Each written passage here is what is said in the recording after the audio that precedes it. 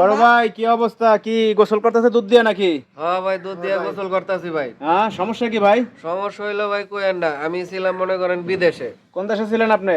ছিলাম হইলো জাপানে। কত বছর? ছিলাম হইলো 10 বছর ভাই। 10 বছর জাপান ছিলেন? জাপান ছিলাম। এখন দুধ দিয়ে গোসল করে আপনি কি বুঝাইতে চাইতেছেন? বুঝাইতে চাইতাছি আমি ভাই, আমার বাপটা বয়স্ক। এই যে আপনার আব্বা? হ্যাঁ, আমি তার নামে অ্যাকাউন্ট করি নাই। হ্যাঁ, যে কোন সংখ্যা কি হয়ে যায়, আমার বুড়া মানুষ কোন সময় মরে যায়। আমার মা নাই। হ্যাঁ, আপনার আম্মা নাই? না।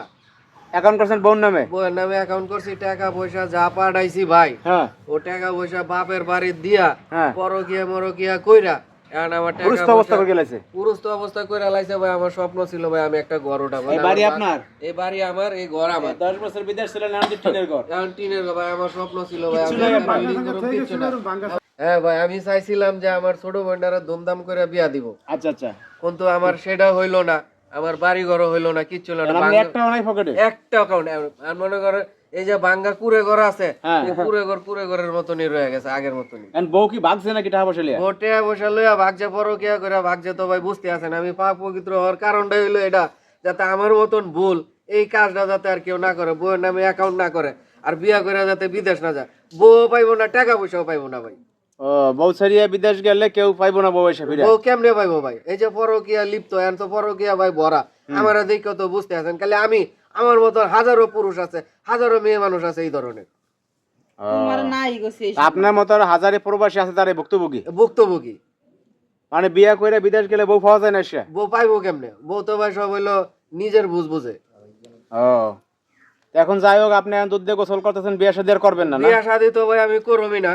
আমি যেই কয়দিন বাচ্চা আছি, আমার বাপের লইয়া, ছোট বোনটারে লইয়া যদি আবার কিছু টাকা পয়সা জমাইতে পারি কাজ কাম কইরা, ছোট বোনটারে ভালো এক জায়গায় দেখে বিয়া শাদী দিমু।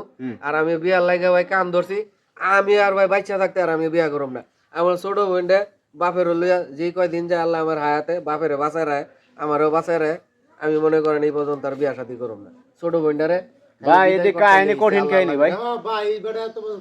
অনেক কষ্ট করছে ভাই, কষ্ট করছেন ভাই, টাকা কামাইছে কম না, কিন্তু ভাই পকেটে 1 টাকাও নাই। জাপানে তো অনেক টাকা ইনকাম ভাই। আরে এরকম অনেক টাকা না, অনেক ইনকাম টাকা বলতে তো ভাই করলামই। এখন মনে করেন যা আমার শেষ হইছে, এখন বাংলাদেশে আবার কাজ করতে হইব নতুন করে।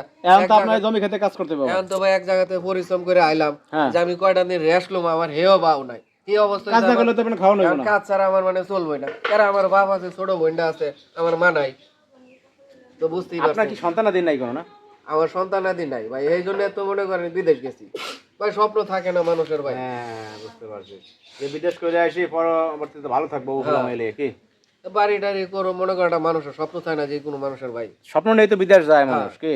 আর স্বপ্ন তো আপনার সব স্বপ্ন ভেঙে গেছে? সব স্বপ্ন ভাই, কারণ আমি নিশ্চয় দেন দেন গোসল করে দেন, দেন দেন গোসল করে দেন, গোসল করে দেন। গোসল করে পবিত্র হয়ে যাক, বলছেন আর কোনো ভাই না করে না করে, হ্যাঁ পবিত্র হয়ে যাক, দেন দেন দেন।